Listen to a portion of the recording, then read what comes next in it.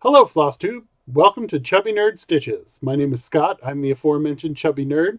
As this is my first FlossTube video, we'll spend some time on a getting to know me sort of information.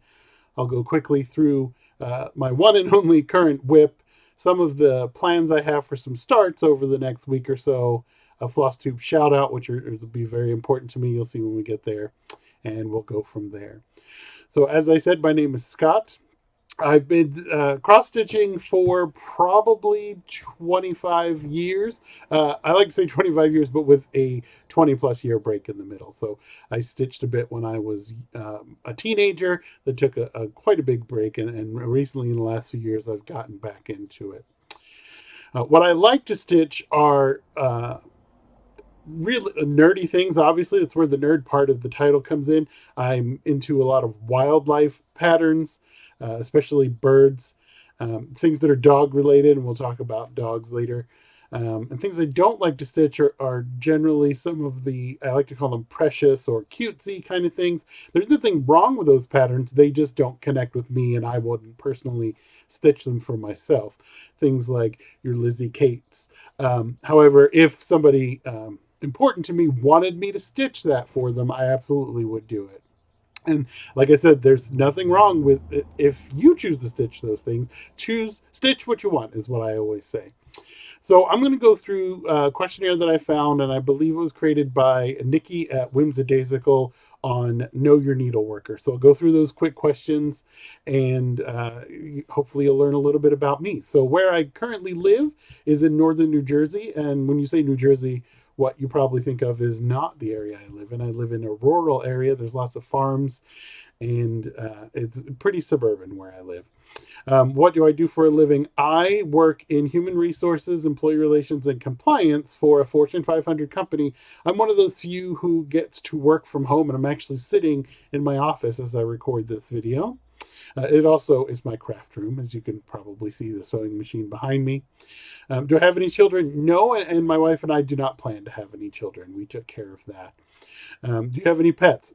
Yes. And let's just say we have a lot of dogs. In fact, my wife and I met through dogs. She is a rescue chair for a national breed club, and I fostered a dog several years ago, so 10 years ago now. And we met from there, and 4 years ago we were married. Other hobbies I have besides stitching, I can quilt, or I enjoy quilting. And you'll see behind me on this chair is the first quilt I ever made, and I'll talk about that in just a second. I also collect vintage G.I. Joe toys, and I do a lot of reading.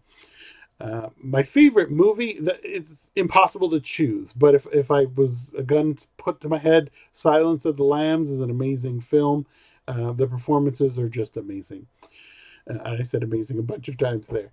My favorite TV show, again, there's so much great TV now, but if I'm going to look at things that I enjoy on repeat viewings, it's got to be things like Seinfeld and any of the Star Trek series, again, going back to the nerd in my name. Favorite book, nerd alert. Here we go, Lord of the Rings. And in fact, the Lord of the Rings movies could potentially be up there on that movie list as well. Favorite music, there are a lot of people say, oh, I enjoy all kinds of music, but I legitimately, if you looked at my playlist, there'd be some of every genre on there. So my favorite music is whatever I need to listen to at the time. And the last question is the one word that describes me best. And again, I have to go back to it. It's nerd. Nerd is what describes me best. So I mentioned in there that I enjoy quilting, and one of the things will likely do is I always have a quilt on the back of my work chair. I've always had it there. There's no real reason. I like the loftiness, the fluff behind my back. So I'll turn around a little quickly. This one is the first quilt I ever made. This is a Missouri Star Quilt Company pattern. It's called Scrappy 4-patch and X's and O's. So it consists of two blocks. So this is called a Scrappy 4-patch. Really, it's a 16-patch because there's 16 pieces. And this is an X's and O's block. If you did just this block next to each other, it would form X's and O's. So this is Union Blues fabric by Moda, which is a Civil War recreation fabric. It's really beautiful, and it's the first thing I did, and it came out pretty well. I used it every day for the last 3 years, pretty much. I started quilting because we got a sewing machine as a wedding gift, and my wife was definitely not going to be the one to do that. So it turned into a wonderful thing. I'll move on quickly to my one whip, and this is the longest whip I've ever had. I started it in February of 2017. I'll show you first the pattern. It is Spirit of the Sockeye by based on original artwork by Blaine Billman from the Stitching Studio. And this is what it will look like when it's complete. And like I said, I enjoy wildlife, but also the northwestern native motifs on this are just amazing. I lived in Alaska for 2 years, and it just really resonates with me.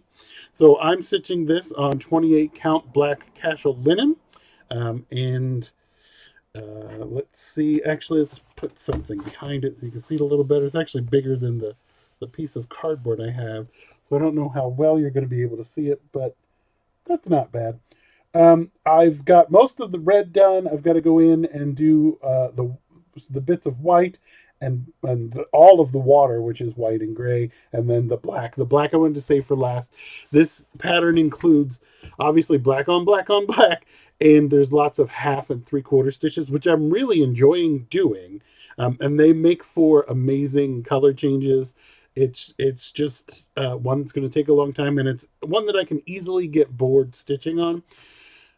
And I'm glad I mentioned that, because part of the reason I wanted to do this floss tube, aside from the fact that I don't think enough male stitchers do, is as sort of a reason for me to keep the interest. I tend to get really interested and focused on things for a month or two, and then I put them away for a while and I come back to them. And I think this is my way of sort of keeping myself on track and saying, you know what, maybe you should do something this week because you're going to be posting a video and telling everyone about it. While that is currently my only whip, I do expect to have a lot in the coming weeks. I do expect to start. I've got a bit of startitis. I've got a bunch of orders that I'm waiting to come, and I'll be sharing those with you as I get them. But one that I am really going to work on is from the May 2003 issue of Stitcher's World. It's right there on the cover. It's called American Kestrel. And let me see if I can get it a little bit closer. There we go. It's not really focusing, but it is by Sharon S. Pope, and I have the fabric. I have everything kitted up. The pattern does call for dyeing the fabric with tea, and I'm not sure if I'm going to do that. I kind of like the fabric as it is, but I may do something because I have lots of tea. I love tea downstairs. So that's my one specific start I wanted to share with you. I'll have some other ones to go with that. The last thing I wanted to do, and I probably should have done this earlier in the video, but I might as well do it now. So the first thing I ever stitched was a Christmas tree ornament. I was 15. I was out of school for several weeks. I think I had mono, and I went to the local Woolworths and I bought a stitching kit, a little stitching kit by Designs for the Needle. And unfortunately, in 2005, we had that hung on the tree every year. And in 2005, we had a house fire and we lost it. And when I got back into stitching, I was like, you know what, I'm going to find that. So I did some Googling. I swore it was dimensions, but it wasn't. And I found this ornament. Now, as I said, I don't go for cutesy. This is not something I would stitch for myself today. I absolutely would not do anything called lace ornament. Again, not that there's anything wrong if you do, but nostalgia is obviously a very powerful thing. So this is one of the first things that I stitched when I got back into stitching. And I added, half and three-quarter stitches now that I know how to do them. And the thing that this actually, aside from the fact of reminding me of my mother, this reminds me of my first interaction with the public. I was 15 in our apartment building in the laundry room, sitting on a washer waiting for our load of laundry. And the neighbor came down and said, "What are you doing?" And I was like, "Oh, I'm just doing cross stitch." And she's like, "I know that. It's just I've never seen a man do it." And that was 25 years ago. And I'm sure if I were to be out in public stitching, I'd have the same sort of comments today. So take that for what it's worth. Another segment I always like to do is I think it's all very important to pay homage to those who came before you, or those who give you the those who inspire you. And the first person I want to do that with, so I'm going to do in each video a FlossTube shout out. And the first person I'm going to do that with is Brian over at Blitz Stitch. He is the first, not the first male stitcher floss tuber that I followed, but he is the one that every time he said something in his first video or in the second video, I was like, yes, that's me. He starts to talk about, other than his choice of things to stitch, I think we would differ a little bit there, but I haven't tried his diagonal stitching, but I think if I was doing a really large full coverage piece, I would. But as he talked about, forming stitches, and then when he pulled out the Excel spreadsheets and the charts, I said, yes, we are soulmates here. We are stitching soulmates when it comes to that. So definitely, if you haven't, and for some crazy reason you're finding my video first, definitely check his out. I do have an Instagram account that I started actually just yesterday. I did post a bunch of my previous finishes there. And again, that's at Chubby Nerd Stitches, just like the name of this channel. I, at this point, will end my first video. I think that that's all the information I have for now. I think next week could be a much more substantial video depending on how many starts I have between now and next Friday. I do expect to be posting every Friday because that's the most convenient day for me to film these. So thank you so much for tuning in. If you have questions, feel free, and down in the comments, just let me know. I'd love it if you would like this video and subscribe if you'd like to follow what I'm doing here. Thank you, FlossTube. Enjoy the rest of your day.